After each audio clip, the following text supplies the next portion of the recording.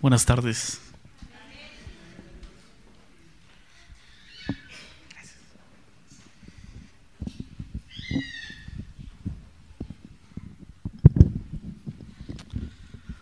No había visto que también estaban ahí arriba.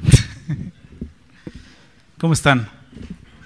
Bien, yo estoy muy contento de poder estar aquí con ustedes, con mi esposa, poderles visitar, ¿no? Como decía Carlos hace un rato, pues Dios nos ha llevado a Toluca, ¿no? Creo que sí, tiene como unos 5 años que andaba por acá, pues apoyando un poco en las clases de música, y fue un buen tiempo. Cuando venía en camino recordando todo lo que Dios hizo en ese tiempo, fue de gran bendición el poder estar aquí, ¿no? Poder pues colaborar un poco en la obra, ¿no? Y pues ahora que invitaron a compartir la palabra, te comentaba hace más o menos unos 3 años, 4 años, Dios me llamó a estar yendo a Toluca a compartir. Comenzamos un estudio pequeño allá entre semana, y hace 2 años, año y medio, le platicaba a Carlos que pues comenzamos ya en domingo. La iglesia ha ido creciendo, gracias a Dios, ¿no? Pura gracia del Señor, y pues Dios ha hecho una obra allá en Toluca. Les pido que nos lleven en sus oraciones, ¿no? Realmente lo único que buscamos en la iglesia en la que pertenecemos es que el nombre de Jesús sea conocido. Es el único nombre que buscamos que sea exaltado, ¿no? Y estamos bien contentos porque pues cuando llegamos le decía mi hermana, todos estos son nuestra familia, todos ellos son nuestros hermanos, ¿no? Y así los vemos y los amamos y oramos por ustedes, y les pido igual que estemos orando. Muy bien, yo estoy muy contento de poder estar con ustedes y sobre todo poder compartir la palabra de Dios, ¿no? Quisiera que abrieran sus Biblias en Romanos, por favor, Romanos capítulo 8. Ahí en la iglesia estudiamos la Biblia de una forma expositiva, verso a verso, capítulo a capítulo, libro por libro, ¿no?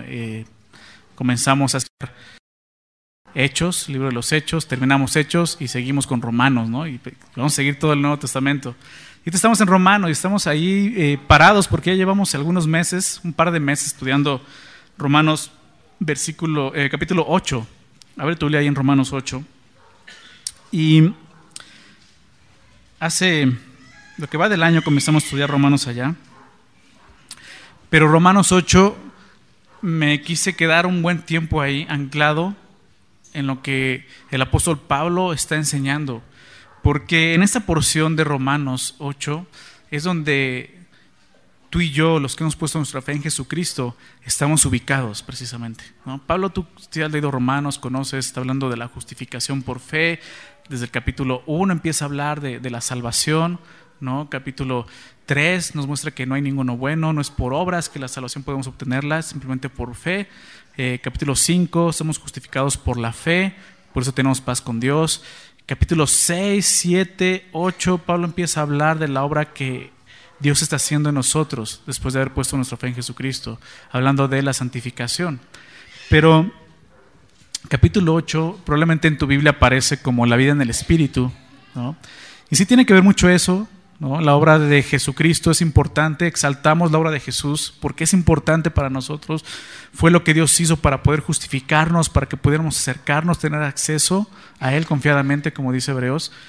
Pero también hay una obra que Dios está haciendo el día de hoy a través de su Espíritu Santo. Y tristemente a veces esa obra no la vemos.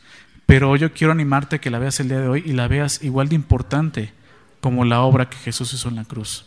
Lo que Jesús hizo en la cruz vino a traer justicia a nuestras vidas. Fue un acto, fue algo que sucedió en un instante. En el momento en que tú pones tu fe en Jesucristo, Dios te hace justo como si no hubieras hecho nada, ¿no? Eso es justificación. Pero de ese momento, ¿no?, hasta el momento en que lleguemos a su gloria, la glorificación de los hijos de Dios, de lo que hablan Romanos 8, hasta ese momento estamos en un proceso que se llama santificación, ¿no? Y desde el capítulo 6 Pablo ha estado hablando de esto, capítulo 6, 7, 8, acerca de la santificación, donde tú y yo estamos ubicados el día de hoy. No se ha puesto tu fe en Cristo, después de la justificación viene la santificación. Eso no es un acto. Muchos quisiéramos que fuera un acto, de repente ya somos totalmente santos, ¿no? Será muy fácil, pero no es así. Dios tiene un plan en todo esto, ¿no? Si estamos en un cuerpo, en una debilidad, como él menciona, un cuerpo, ¿no?, aún que está corrompido, este cuerpo no va a heredar la gloria de Dios, pero aquí estamos, ¿no? Y aunque hay carne en él, aunque sigue habiendo pecado en nosotros, tenemos una promesa hermosa en 1 Juan 1:9 que dice que si confesamos nuestros pecados, Él, refiriéndose a Dios, es fiel y justo para perdonar nuestros pecados. Y no solo eso, limpiarnos de toda maldad.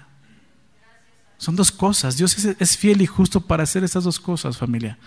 Perdonarte y no solo eso, limpiarte. Dios no te deja así sucio. Dios quiere quitar eso. Y tiene un propósito. Y aquí en Romanos 8 vamos a ver solamente un versículo que probablemente conocemos, lo sabemos, lo citamos, pero Dios quiere que lo vivamos y que lo hagamos nuestro. Es Romanos 8, verso 28. ¿Lo conoces? Dice, y sabemos que a los que aman a Dios, todas las cosas ayudan a bien. Esto es a los que conforme a su propósito son llamados. Y antes de continuar quisiera simplemente orar, poner este tiempo en manos de Dios. Si me acompañas, inclina tu rostro, vamos a orar. Señor, queremos darte gracias, Padre, porque eres fiel, porque has sido fiel, Señor. Aun cuando no te conocíamos, fuiste fiel con nosotros, Señor, y te damos gracias. Y gracias porque nos permites estar en este lugar, nos das un espacio para poder buscarte y juntos como tu iglesia, Señor, como un parte de ese gran cuerpo, Señor, y como tu cuerpo nos podemos reunir para buscarte y conocerte. Y gracias porque tú aún nos concedes, Señor, a través, Señor, de esos vasos de barro, Señor, hombres que tú has levantado para tu gloria, poder escuchar tu palabra y poder conocerte, Dios. Y eso es lo que te pedimos esta tarde, Señor. Permítenos estar atentos a todo lo que tú quieres enseñarnos, mostrarnos, recordarnos, Señor. Quita cualquier distracción, Señor. Permítenos estar despiertos, Señor, y atentos a lo que tú quieres enseñarnos, Dios. Te damos gracias, Señor, por esto. Y te lo pedimos en el nombre de Jesús. Amén. Muy bien. Solamente quisiera, antes de continuar, leer el contexto. No es importante leer de dónde viene este versículo, ¿no? En medio de qué está este versículo. Y dice en Romanos 8, en el versículo, voy a leer desde el versículo 18, si me quieres simplemente acompañar y con tu vista. En tu Biblia dice, Romanos 8, 18, dice, pues tengo por cierto, dice Pablo, ¿no? Tengo una seguridad. Dice, tengo por cierto que las aflicciones del tiempo presente, no son comparables con la gloria venidera que nosotros ha de manifestar. Pablo empieza diciendo eso, las aflicciones del tiempo presente. Jesús dijo algo en Juan, en el Evangelio de Juan, él dijo, en el mundo tendréis aflicción. Es una promesa de Jesús, ¿no? ¿Cuántos dicen amén? Es una promesa. A veces no queremos escuchar esas promesas, pero Jesús dijo, en el mundo tendréis aflicción, pero no se quedó ahí, dijo algo más. Pero confiad, yo he vencido al mundo. Esa es nuestra victoria, que Él ha vencido al mundo. Ahí está nuestra fe, ahí está nuestra vida. Y sí, es tiempo presente, está hablando de lo que vivimos el día de hoy, en esta etapa. El tiempo presente, hay aflicciones. Vamos a ser probados. Nuestra fe, como dice Pedro, más preciosa que el oro, tiene que ser probada. Va a venir aflicciones por nuestra debilidad, de diferentes formas, ¿no? No solamente como una prueba de nuestra fe, muchas veces las aflicciones también es por causa de nuestro pecado. Y venimos jalando esas consecuencias de nuestro pecado y trae aflicción a nuestra vida. Dios sí es cierto, nos perdona, nos limpia, pero muchas veces deja las consecuencias para que recordemos de dónde nos ha sacado. Entonces Él viene hablando de esto, el tiempo presente, las aflicciones del tiempo presente, pero dice algo, no es comparable, todo lo que tú y yo podemos vivir no puede ni siquiera, no se acerca en nada a compararse con la gloria venidera que nosotros ha de manifestar, dice Él ahí. Está hablando de la glorificación, la manifestación de los hijos de Dios. Y continúa diciendo esto, verso 19, porque el anhelo ardiente de la creación es el aguardar la manifestación de los hijos de Dios. La misma creación está esperando este momento, anhela este momento. ¿Por qué? Dice, porque la creación fue sujeta a vanidad, no por su propia voluntad, no fue porque la creación pecó. ¿Quién fue quien pecó? El hombre, Adán y Eva. Dice, porque la creación fue sujeta a vanidad, no por su propia voluntad, sino por causa del que la sujetó a esperanza, fue Dios. ¿Recuerdas Génesis 3 cuando el hombre peca? Dice, maldita será la tierra por tu causa, le dice Adán. La misma, esta aflicción del tiempo presente no solamente está en nosotros, está en toda la creación. ¿Te das cuenta? La creación gime por eso. Dice, porque también la creación, verso 21, la creación misma será libertada de la esclavitud de corrupción a la libertad gloriosa de los hijos de Dios. Está hablando de la glorificación. Porque sabemos que toda la creación gime a una y aún está con dolores de parto hasta ahora. Y no solo ella, sino que también nosotros mismos, que tenemos las primicias del Espíritu, hablando del Espíritu Santo que está en nosotros. Pablo ya habló de eso, el Espíritu Santo mora en nosotros. Y si no solo ella, sino que también nosotros mismos, que tenemos las primicias del Espíritu, nosotros también gemimos.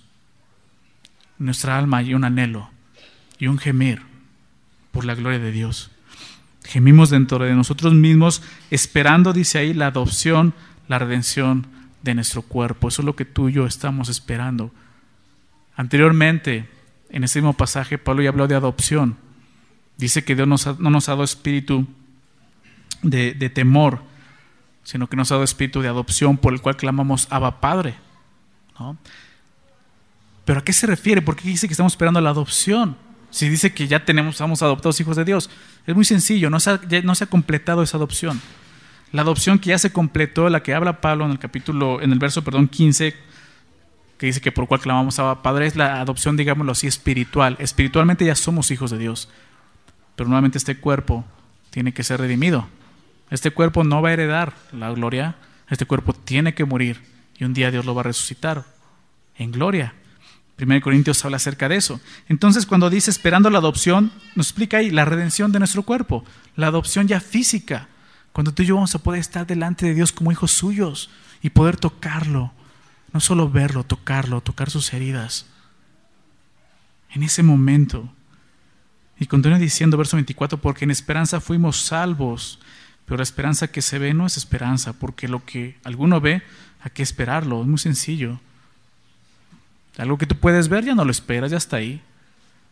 Por eso es fe. Pero si esperamos lo que no vemos, con paciencia lo aguardamos. Tenemos que ser pacientes, ¿verdad? Aún en la aflicción del tiempo presente, todo lo que podemos estar viendo el día de hoy, Dios nos pide paciencia. Él está ejercitando y está trabajando en nuestros corazones. Está formando un carácter. Y es lo que vamos a ver más adelante. Dice, y de igual manera el Espíritu nos ayuda en nuestra debilidad.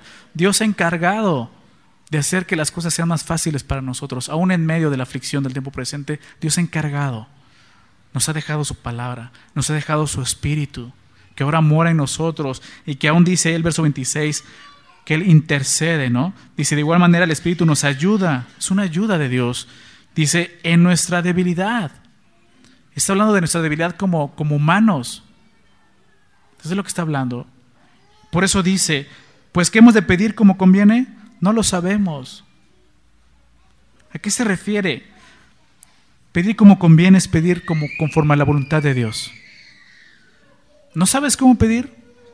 Dice, no te preocupes, el Espíritu sí lo sabe.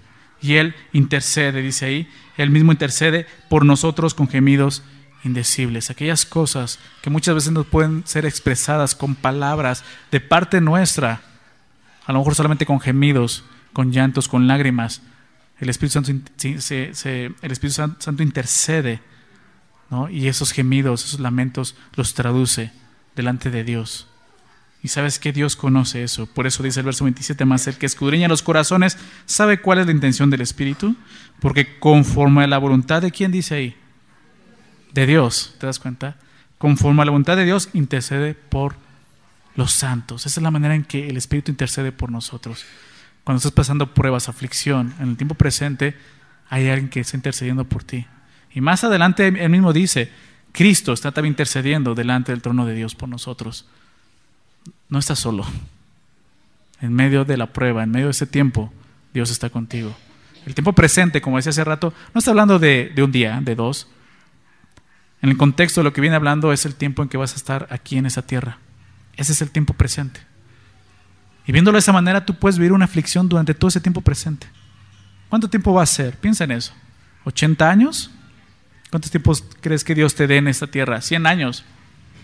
Dice Pablo, eso no es comparable con la gloria venidera, porque esa gloria es eterna. ¿Cuántos son 100 años delante de la eternidad? No es nada, ¿verdad? Entonces hay una esperanza, por eso Pablo también habla de esperanza. Y entonces eso nos lleva al versículo 28, que dice, y sabemos que a los que aman a Dios, todas las cosas les ayudan a bien. Esto es, a los que conforme a su propósito son llamados. Entonces podemos ver algo. Dios está al cuidado de sus hijos. Dios está al cuidado de nosotros. Y sabemos, comienza diciendo el texto, ¿no? Para el creyente, para nosotros, este versículo contiene quizá la promesa más gloriosa en las Escrituras. Para nosotros, en este tiempo presente. Y sabemos, así comienza ese verso. ¿Así aparece en tu Biblia? Y sabemos. No dice y nos imaginamos. No dice y suponemos. Ni siquiera dice y creemos. Pablo dice y sabemos, ¿no? Nuestra vida como hijos de Dios no está basada en suposiciones, sino en certezas, en cosas que son ciertas para nosotros. Esa es la fe. Hebreos 11:1, ¿recuerdas? Después la fe, la certeza de lo que se espera, la convicción de lo que no se ve. Nuestra fe está basada en eso. Nuestra vida está basada en certezas, en convicciones que Dios ha puesto en nuestro corazón por su Espíritu Santo que está en nosotros. Entonces Pablo no está hablando de una intuición o de una opinión. Esta es mi opinión personal, sabemos, porque él vivió eso. Él experimentó sufrimientos. En ese momento, cuando escribe esta carta, ya pasó su tercer viaje misionero, ha sido apedreado, azotado, ¿no? Una vez pasado por muerto. Y él sabía esto claramente, pero él no se basa ni siquiera en su opinión personal. Él está exponiendo la verdad de la palabra de Dios. Y sabemos. Y si esto dice aquí sabemos, ¿a quién se está refiriendo? A los hijos de Dios, a los creyentes. Y esto tú y yo tenemos que saberlo. Y sabemos que los que aman a Dios, ¿no? Solamente un hijo de Dios tiene esta maravillosa seguridad. Solamente un hijo de Dios puede saber esto. Que los que aman a Dios, todas las cosas ayudan a bien. Y quiero detenerme ahí. Dice los que aman a Dios. No a todos.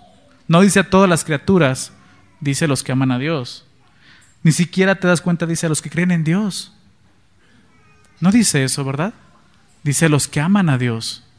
¿Por qué? Porque creer en Dios, dice Santiago, los demonios creen y tiemblan. O sea, solamente creer en Dios te pone a la altura de un demonio.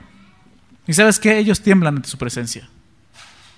Dice los que aman a Dios. Hay un abismo entre esas dos cosas, creer en Dios y amar a Dios.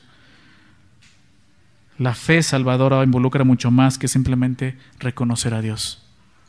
Dice en Marcos 12, verso 30, Jesús le preguntan que cuál es el más grande mandamiento, ¿recuerdas? Y él dice, y amarás al Señor tu Dios con todo tu corazón, con toda tu mente, con todas tus fuerzas. Ese es el principal mandamiento. Amar al Señor tu Dios. ¿Te das cuenta a dónde nos está llevando? Y tenemos que empezar a examinar dónde estamos. Tenemos que empezar a examinar quiénes somos. Tenemos que empezar a examinar si realmente estamos amando a Dios. Y la pregunta sería esa: ¿quiénes son los que aman a Dios? ¿Cómo puedo saber si realmente amo a Dios? Pues muy bien, Primera de Juan, si me quieres acompañar ahí en Primera de Juan. El apóstol Juan es muy claro en esto, lo deja muy muy claro para nosotros. Tú sabes, Primera de Juan es una carta donde realmente puedes ver dónde estás parado en la fe. En Primera de Juan capítulo 4 nos dice el verso 7, dice amados, así comienza diciendo amados. ¿Y sabes por qué dice amados? Porque hay alguien que te ama, ¿no? Por eso dice amados. Eres un amado de Dios. Eres un amado del Señor. Amados, amémonos unos a otros, porque el amor es ¿de quién? Y tú sabes, esta palabra amor es ágape. Lo que está diciendo, porque ágape es de Dios, ¿no? En la Biblia hay muchos, se mencionan otros dos tipos de amor. Amor filos, estorge, que es un amor patriótico, un amor de hermandad, de familia, ¿no? Pero este amor que está refiriendo aquí Dios es el amor ágape, es el amor de Cristo, es el amor sacrificial. Los otros amores que se muestran, que son humanos, esos amores los ves en el mundo. Y realmente esos amores aman, dan porque reciben algo a cambio, ¿no? Sin embargo, el amor de Dios ama sin recibir nada a cambio. Cristo nos amó. Y sí le dimos algo. ¿Sabes qué fue lo que le dimos a Cristo? Nuestros pecados. Eso fue lo único que nosotros pudimos darle. Y Él los llevó en la cruz. Mas Dios muestra su amor para con nosotros en que siendo pecadores, Cristo murió por nosotros. Ese es el amor de Dios. Y dice, todo aquel que ama es nacido de Dios. Y conoce esa palabra, y conoce a Dios. ¿Te das cuenta? Amar a Dios, conocer a Dios. No solamente creer en Dios, amar a Dios, conocer a Dios. El que no ama, verso 8, no ha conocido a Dios, porque Dios es amor. Es muy sencillo. Si tú no puedes mostrar este amor sacrificial, este amor ágape, probablemente es porque tú no has conocido a Dios, probablemente porque tú no has nacido de Dios y necesitas nacer de nuevo, porque no tienes la capacidad de amar. Dice Romanos 5, verso 5, que el amor de Dios, ese ágape, ha sido derramado en nuestros corazones por el Espíritu Santo que nos fue dado. Y eso es cuando creemos y depositamos nuestra fe en Jesucristo. Entonces la manera de poder amar a Dios simplemente es conocer a Dios y poder reflejar ese amor. Y dice el verso 9 de 1 de Juan 4, en esto se mostró, Dios muestra su amor. Dios no solamente habla acerca de su amor, Él muestra su amor. Y dice, en eso se mostró el amor de Dios para con nosotros, en que Dios envió a su Hijo unigénito al mundo para que vivamos por Él. ¿Te das cuenta? Amados, si Dios nos ha amado así, debemos también nosotros amarnos unos a otros. Y dice más adelante en el verso 16 de ahí de 1 de Juan 4, dice, y nosotros hemos conocido y creído el amor que Dios tiene para con nosotros. Dios es amor, y el que permanece en amor permanece en Dios y Dios en él. En esto se ha perfeccionado el amor en nosotros, para que tengamos confianza en el día del juicio, pues como Él es, así somos nosotros en este mundo. Entonces podemos ver algo. ¿Quiénes son los que han conocido el amor? ¿Quiénes son los que aman a Dios, perdón? Pues precisamente los que hemos conocido y querido el amor de Dios para con nosotros. Nosotros le amamos a Él, dice ahí el verso 19, porque Él nos amó primero. Ahí comenzó todo. El amor que tú el día de hoy puedes demostrar a Dios no fue porque de repente un día despertó ese amor y dijiste, pues hoy amanecí y me dieron ganas de amar a Dios. No es cierto. Tú aborrecías a Dios. Antes de Cristo era lo que hacías. Eso es lo que enseña la palabra. Eras enemigo de Dios, hijo de ira. Eso es lo que dice la Biblia. Pero el día que tú reconociste a Jesús como tu Salvador, ¿no?, pudiste ver ese amor. Entonces por eso dice el texto, nosotros le amamos a Él porque Él nos amó primero. Él dio el primer paso.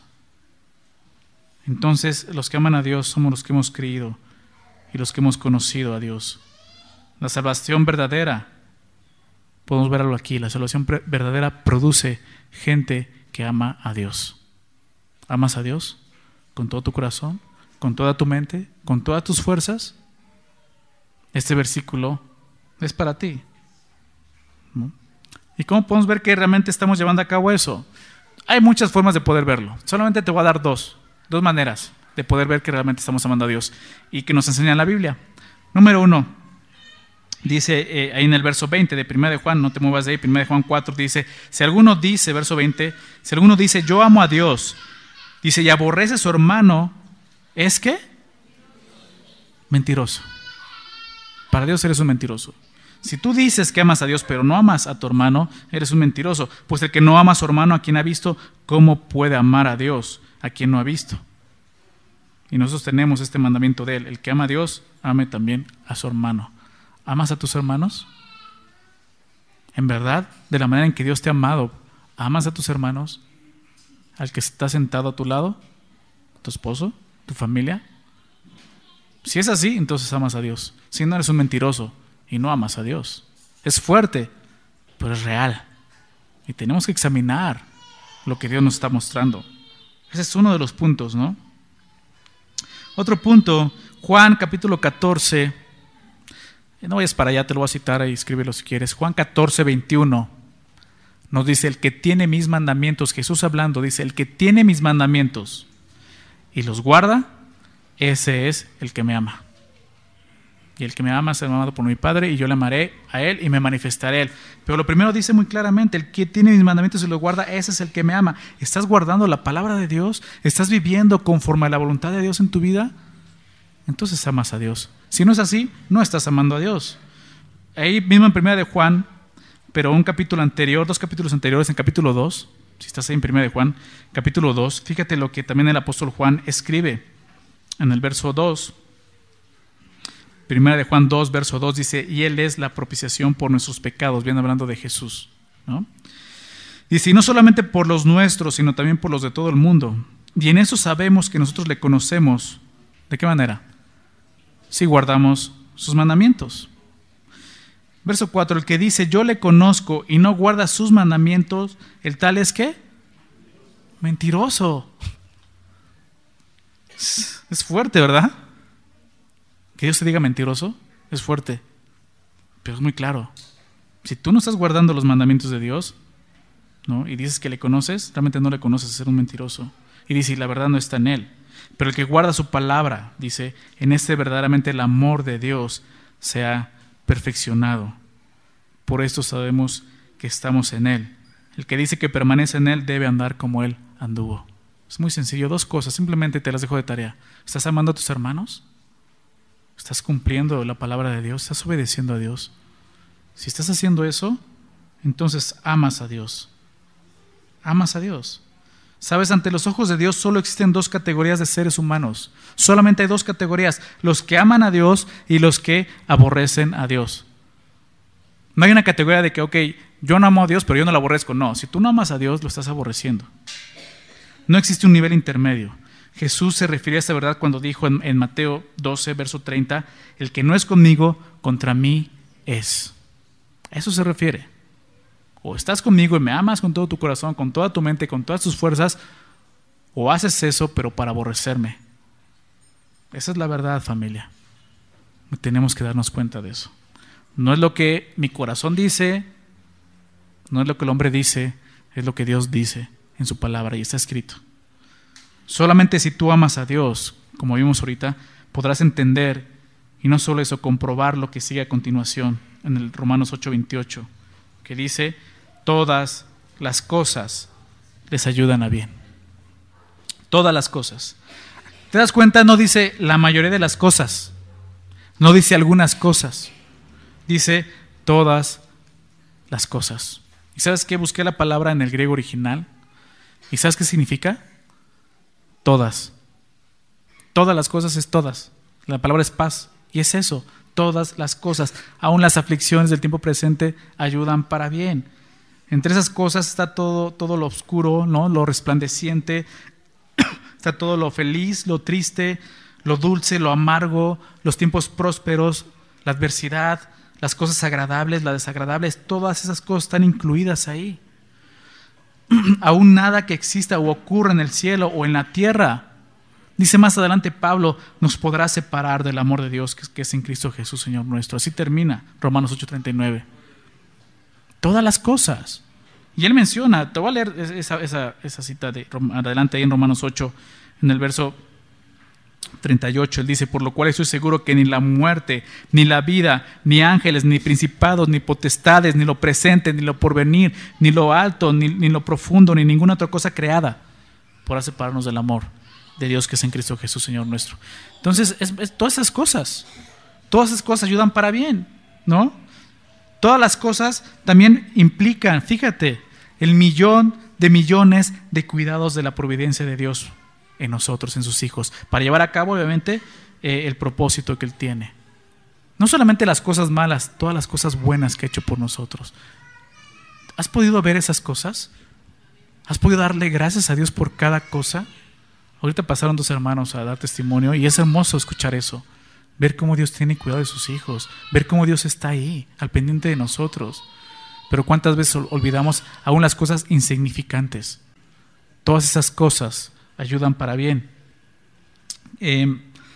La palabra ayudar es importante aquí. La palabra ayudar significa colaborar.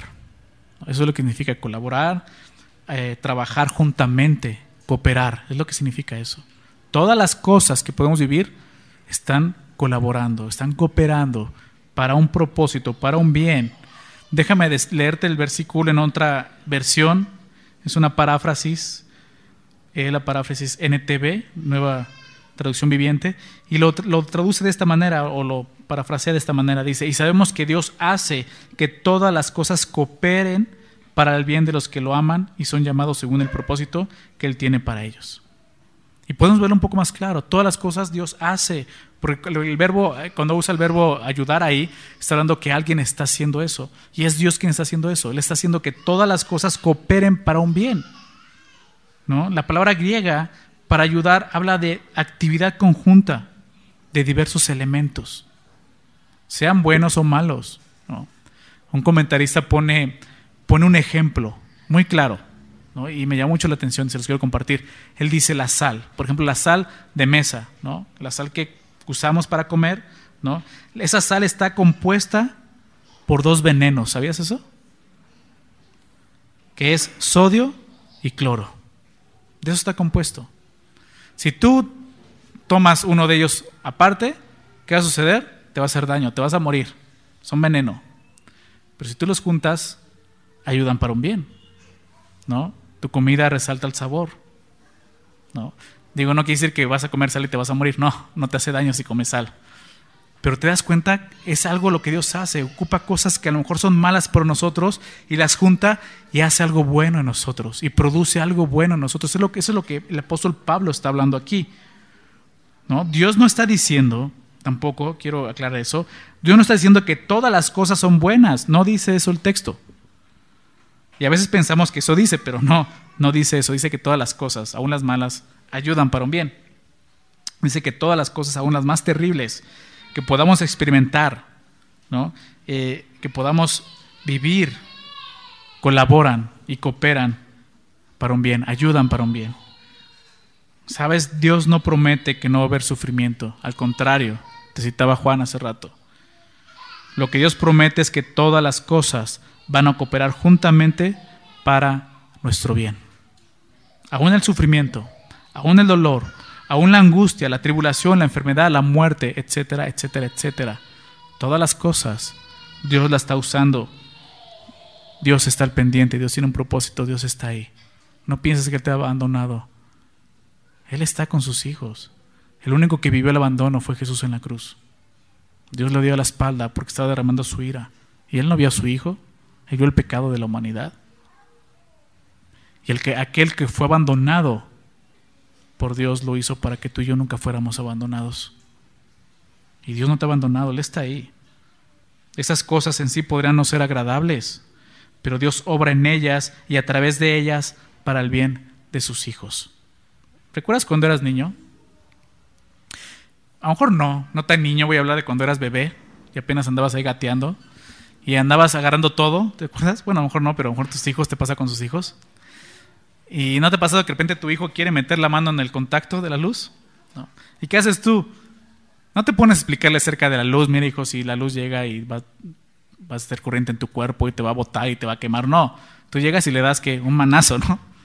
Lo más lógico, rápidamente, hijo, ahí no. Y tiene que aprender a no meter la mano ahí. Y es doloroso. De alguna manera es lo que Dios hace a veces en nosotros, a través de la prueba. Y tiene un propósito, un bien. Dios está cuidándonos, ¿no? Y como dice ahí, todas las cosas ayudan a bien. Este bien puede ser un bien tanto en esta vida presente, así como el bien último en la vida venidera, cuando estemos delante de Él. Porque Dios está purificando, Dios está renovando nuestro hombre interior ya redimido, como Pablo dice en 2 Corintios, como una preparación para nuestra glorificación, que sin duda es el bien culminante, el bien supremo para nosotros, estar delante de la gloria de Dios. El apóstol Pablo, también en Filipenses 1, verso 6, él estaba seguro de algo, y él dice ahí, estoy persuadido que el que comenzó la obra en vosotros, dice él, la perfeccionará hasta el día de Jesucristo. Y ahí estamos tú y yo el día de hoy. Estamos en una obra que Dios está perfeccionando y la perfecciona y la lleva a un propósito, a un fin, a un bien, aún en medio de la aflicción y las pruebas. Pero Dios está haciendo una obra. ¿Sabes? Aunque hay gemidos, como veíamos, aún de la creación y de nosotros, aunque hay gemidos y sufrimientos, mientras estamos siendo adaptados al cielo, sabemos que todas las cosas ayudan a bien. Cuando amas a Dios, puedes entender eso claramente. Dios es omnipotente, Dios es eterno, Dios es soberano. Por lo tanto, nosotros sabemos que todas las cosas les ayudan a bien a los que le aman. ¿Te das cuenta? Si tú el día de hoy estás pasando por alguna prueba, alguna aflicción, dolor, angustia, sufrimiento, y realmente no puedes entender que Dios está obrando en tu vida y que tiene un fin bueno para ti, tal vez no estás amando a Dios. Es otra forma de poder ver si estás amando a Dios. No importa cuál sea nuestra situación, no importa cuál sea nuestro sufrimiento, nuestra persecución, nuestros fracasos, nuestro dolor, nuestra falta de fe, aún nuestro pecado, eso no importa. Estas cosas, todo esto, todas esas cosas, así como en todas las demás cosas, nuestro Padre Celestial obrará para el bien de sus hijos. El gran evangelista R.A. Torrey llamó a este versículo, Romanos 8:28, de esta manera. Él lo llamaba así: una almohada suave para un corazón cansado. Eso es Romanos 8:28. Una almohada suave para un corazón cansado. ¿Sabes qué? Ahí está el descanso que Dios le da a sus hijos. Simplemente saber que Dios está obrando. Dice el texto, y sabemos que los que aman a Dios, todas las cosas les ayudan a bien. Y lo podemos ver de la otra forma. Que todas las cosas no ayudan para bien a los que no aman a Dios. Esa es la verdad. Solamente a los que aman a Dios. Los que no aman a Dios, todas las cosas no ayudan a bien. De hecho, se podría decir que todas las cosas están obrando en contra de ellos. Todo está en contra de ellos, porque están en contra de Dios. Juan 3:18 dice que ellos están condenados. Juan 3:36 dice que ellos están bajo la ira de Dios. Romanos 3:17 dice que ellos no han conocido camino de paz. Efesios 2:1 dice que están muertos en delitos y pecados. Apocalipsis 20, verso 15 dice que si no son hallados en el libro de la vida serán echados al lago de fuego. Creo que lo que más nos conviene es amar a Dios, ¿no? Con todo nuestro corazón. Saber que estamos ahí en sus manos. Y termina el verso diciendo esto: esto es a los que conforme a su propósito son llamados. Y empieza a hablar acerca del plan de salvación de Dios, ¿no? De una perspectiva precisamente de Dios, el propósito de Dios. Ese es el bien, ese es el fin, el propósito de Dios. Dice a los que conforme a su propósito son llamados, ¿no? La palabra propósito significa intención, propuesta, ¿no? Designio. Es lo que Dios quiere hacer con nosotros. Ya que Dios nos ama y sabe todo acerca de nosotros, Él nos dirige conforme a su propósito, porque somos sus hijos. Esta frase expresa el propósito establecido por Dios desde la eternidad, desde antes de que fuera fundada la tierra, ¿no? Está hablando de eso, el propósito de Dios. Y ese propósito está basado simplemente en su infinita sabiduría. Dios no depara el futuro. Dios conoce el futuro. Es muy diferente, ¿verdad? Dios no es un adivino. Él ya lo vio, Él ya lo ve. Y ya sabe lo que vas a vivir. Y eso, sin duda, al saber eso, trae paz a tu corazón. Él te está guiando. La palabra propósito en el original, en el griego, es la palabra prótesis. Me llama mucho la atención eso, prótesis. Tú conoces esa palabra, ¿no? Es la palabra que usamos para hablar de alguna, pues se conoce como prótesis, algún material, ¿no? Que puede ayudarnos a alguien cuando queda incapacitado, una pierna, un brazo, pierde una pierna, un brazo, pues se le coloca una prótesis para que pueda continuar caminando o usando su brazo, ¿no? Y conocemos así esa palabra, prótesis. En la Biblia se traduce de dos maneras en el Nuevo Testamento, como pan de la proposición, el pan que estaba delante en el tabernáculo, y como propósito, como lo traduce aquí. Pero es interesante, cuando se refiere al hombre, indica lo que está completamente incapaz de llevar a cabo. Entonces el propósito de Dios, lo que tú eres incapaz de hacer, Dios lo hace. Ese es el propósito, la prótesis de Dios. Me llama mucho la atención por eso. Y hay cosas que Dios quiere hacer que tú eres incapaz. ¿Cómo qué? Darte paciencia, ser paciente, amar a tus hermanos. No son cosas que de ti no vienen. Eso Dios lo hace y lo produce. Y lo hace de esta manera, con su propósito. Y todas las cosas que vivimos, Dios las usa para bien en ese sentido. La providencia de Dios está trabajando en nosotros. Su Espíritu está trabajando, como veíamos también, y están trabajando en conjunto con Él. Él está haciendo una obra en cada uno de nosotros. Y termina simplemente diciendo esto: a los que conforme a su propósito son llamados.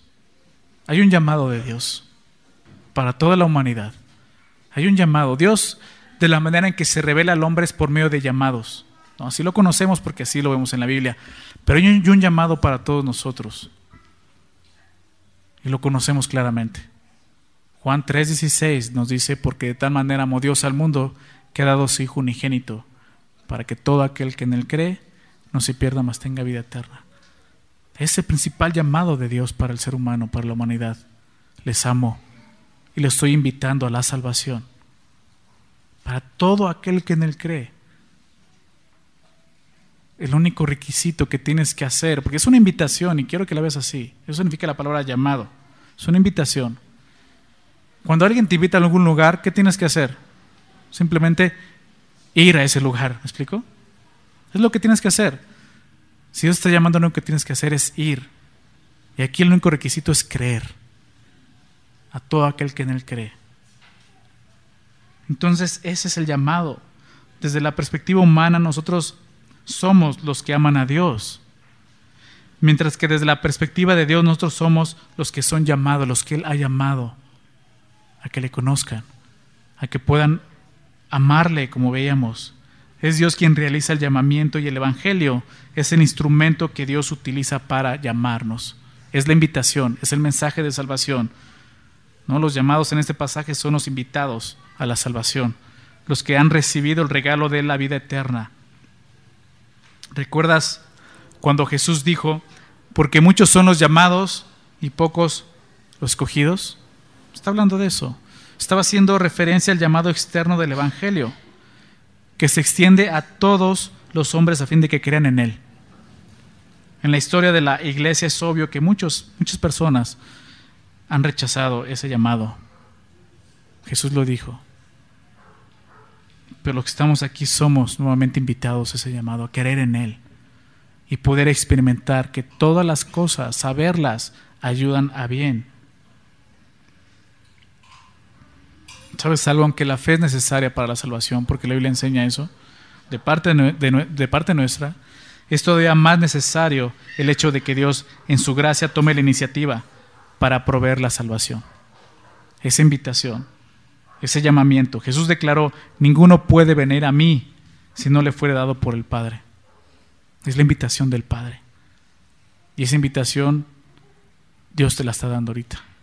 Si tú no has creído en Él y estás dando cuenta y estás examinando tu corazón y dices: yo no he amado como Dios ama, no puedo amar a mi prójimo, no estoy guardando su ley, sus mandamientos, realmente no estoy amando a Dios. Es más, es cierto, lo que estoy viviendo el día de hoy, esta aflicción que estoy viviendo, la verdad es que no veo que me ayude en algo. Entonces creo que necesitas hacer caso a la invitación de Dios, al llamado de Dios, para que puedas experimentar que todas las cosas ayudan para bien. Tenemos muchos ejemplos de este principio de Romanos 8:28 en la Biblia, muchos ejemplos de ellos. Solamente quisiera recordarte dos de ellos muy claros. ¿Recuerdas la vida de José en el Antiguo Testamento, en Génesis? La vida de José. José es una representación de Romanos 8:28. Si José nunca hubiera, ¿recuerdas? Él fue vendido por sus hermanos a los 17 años, fue echado a una cisterna, fue vendido a los madianitas que iban pasando, lo llevan a Egipto, vendido a los egipcios. Estando allá, ¿no? Una mujer trata de abusar de él, es acusado falsamente, lo llevan a la cárcel y cada vez las cosas se iban poniendo peor, ¿no? Y esa fue su vida de José. Y sabes algo, si José nunca hubiera sido vendido como esclavo y arrojado en una prisión, él no habría tenido la oportunidad de interpretar el sueño de Faraón y de ser elevado a una posición privilegiada en la cual pudiera ser usado para salvar a Egipto, y no solo a Egipto, a su propio pueblo de la muerte por falta de alimento. Más adelante, Dios tiene un propósito. Y sabes que con pleno entendimiento de esta verdad maravillosa, José pudo decirle a sus hermanos en Génesis 50, verso 20: vosotros pensasteis mal contra mí, mas Dios lo encaminó a bien, para hacer lo que vemos hoy, para mantener en vida mucho pueblo. Realmente es un eco de Romanos 8:28, ¿no? ¿Sabes algo? José no tenía su Biblia como tú y yo, y mucho menos tenía escrito Romanos 8:28, apenas estaba escribiendo Génesis. Él no tenía escrito Romanos 8:28 en papel, pero ¿sabes qué? Él lo tenía escrito en su corazón. José tenía Romanos 8:28 en su corazón y sabía todo lo que me está sucediendo. Dios tiene un propósito, Dios me ama, Dios me cuida. Hay cosas que no entendemos, aún la aflicción y las pruebas. ¿Qué hacemos cuando no entendemos las cosas? Abraza a las que sí entiendes y las que sabes. Dios es bueno, Dios te ama, Dios tiene cuidado de sus hijos, Dios es soberano, Dios sabe lo que estás viviendo y ¿sabes qué? Él no te va a abandonar. Abraza esas cosas y vas a poder entender que los que amamos a Dios, todas las cosas ayudan para bien. Otro ejemplo bíblico, ¿recuerdas a Job? ¿Has leído Job alguna vez? Te animo a que leas Job. Lee tu Biblia, estúdiala, medita, ¿no? Permite que Dios, que sea un espejo donde puedas verte. El libro de Job, un hombre que perdió su familia, sus hijos, su casa, fue tocado, ¿no? Dios permitió que Satanás lo tocara de una forma pues fea, terrible. Cae postrado en una cama, lleno de llagas, ¿no? Por lepra. Y él vivió eso. Y aunque Job nunca perdió su fe en Dios, sí vemos cómo a través de su historia en el libro de Job, vemos que en ciertos momentos sus aflicciones le llevaron a cuestionar los caminos del Señor. Sin embargo, después de una amonestación de Dios fuerte, Job confesó algo al final del libro. En Job 42, versos 5 y versos 6, él dice: de oídas te había oído. Él está diciendo, hablando de Dios esto: Dios, de oídas te había oído, pero ahora mis ojos te ven. Ayudó para bien, pudo conocer a Dios más de cerca y aún pudo saber quién era Él. Dice: por tanto me aborrezco y me arrepiento en polvo y ceniza. Eso es lo que soy. Todas las cosas ayudan a bien. ¿Y sabes algo? A Job Dios lo restituyó, le dio familia, le dio casa otra vez. Pero no fue como un premio de que, ok, soportaste, ahí va tu premio. No. También esas cosas que ayudan a bien no tienen propósito y a veces pensamos, ok, te está yendo mal, no te preocupes, Dios tiene un propósito y va a traer algo mejor para ti. ¿No es cierto? ¿No debemos de pensar eso? ¿No es suficiente lo que Dios ya hizo por ti como para tener contentamiento? ¿Que Jesús haya muerto por ti? Ese pensamiento no es bíblico. Ese pensamiento de decir, ok, no te preocupes, Dios tiene algo mejor para ti, en su gracia y su misericordia lo puede hacer, claro. Si así lo quiere, alabado sea el Señor. Pero si no, venga, Dios es bueno, Dios me ama, Dios me sacó del infierno, ¿no? Ahí está mi corazón alegre por todo lo que pasa. ¿Por qué? Porque cuando entonces Dios no trae algo mejor, sigues afligido, sigues amargado, entonces Dios no me escucha, no me ama. No, debemos entender quién es Dios y cómo obra. Y Dios nos ama. Dios tiene hijos, ¿no? A veces lo digo así: Dios tiene hijos, no tiene juniors, ¿no?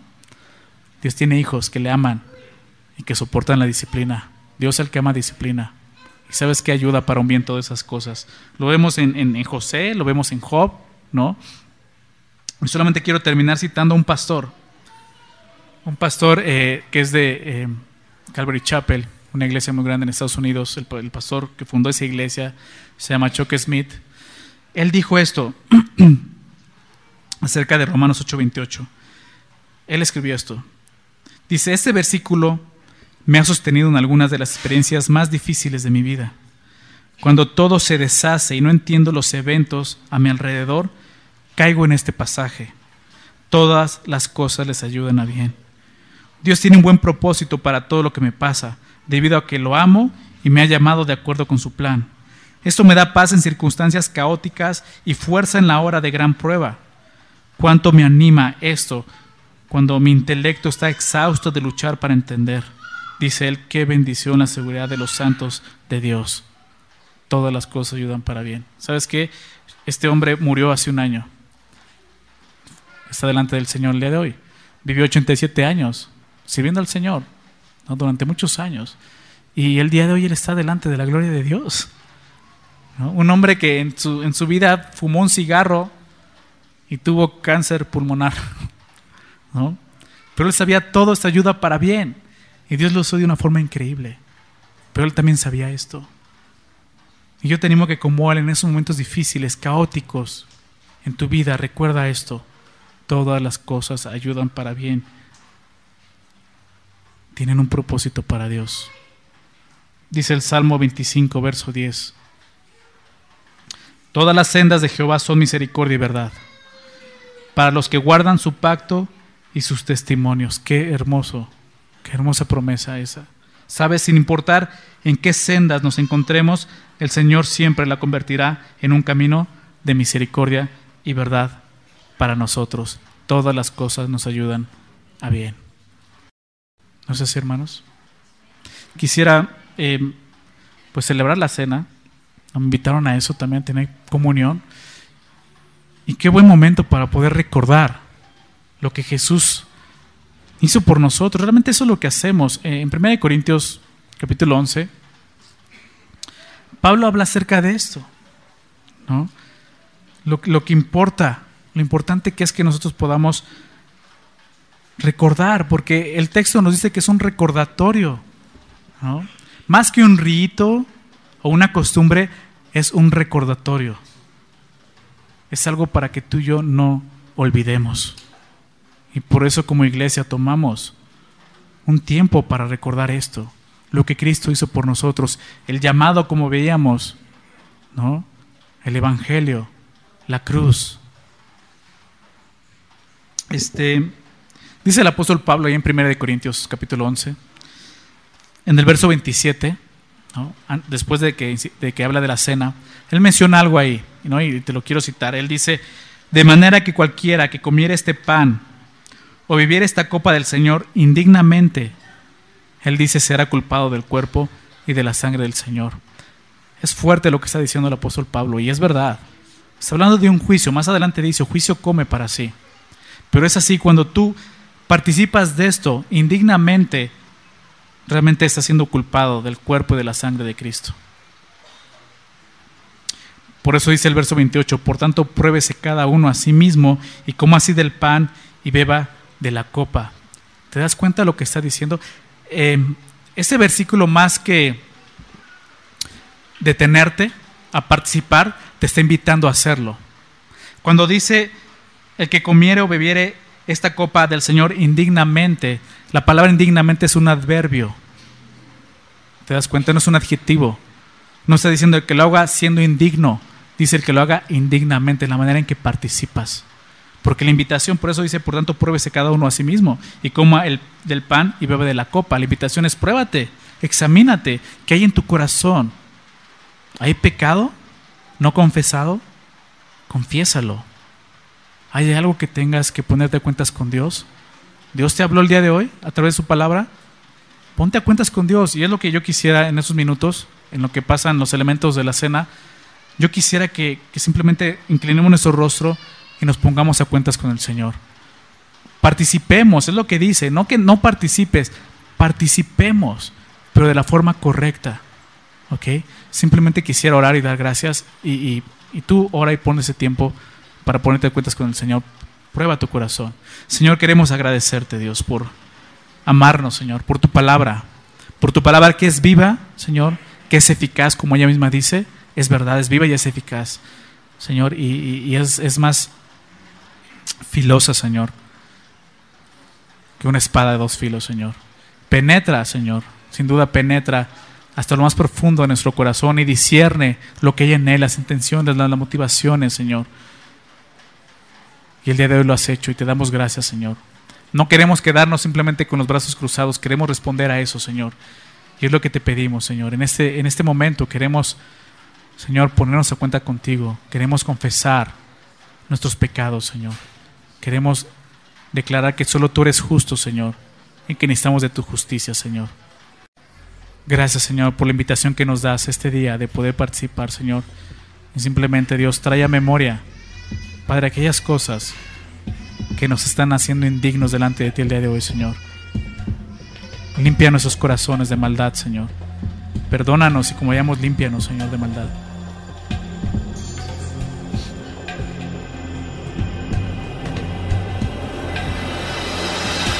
¿Quién sabrá lo que que queda, qué caminos, qué tiempos vendrán a partir de aquí. Si tú me concedieras una sola oración, un deseo profundo en mí,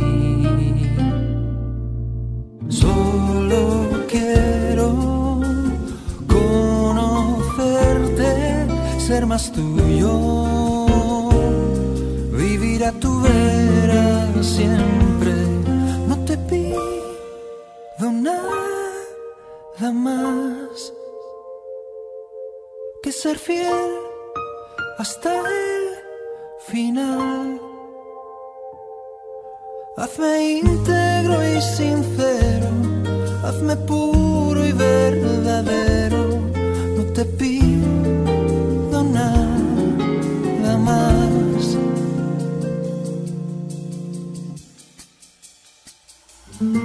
Aquí estoy, he venido, porque solo con verte ya ocurre un milagro en mí. Mírame, radiografíame, rómpeme si hace falta y después hazme renacer. Que otros disfruten oro y placer, tú moldeame, haz de mí lo que prefieras. No te pido nada más que el honor de tu verdad, que jamás traiga vituperio a tu nombre o al evangelio. No te pido nada más, no te pido nada más que ser luz, ser sal, ser pan, al caído darle aliento, ser tu agua al sediento. No te pido